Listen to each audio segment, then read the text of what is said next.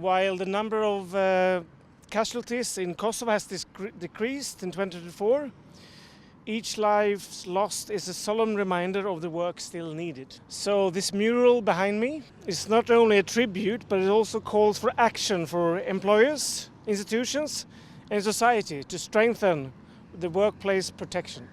This mural in the public space demands sustained attention to workplace safety.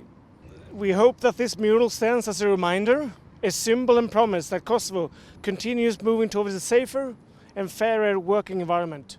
Edhe këtë vit gjendja është po ashtu shqetësuese. I kemi dikun afër 90 aksidente në vendin e punës ku 3 punëtorë kanë humbur jetën, domethënë vetëm në 3 muajt e parë të këtij viti. Ne bëjmë thirrje institucioneve publike, gjithë punëdhënësve, gjithë angazhuarve të kenë dialog social sa më konstruktiv.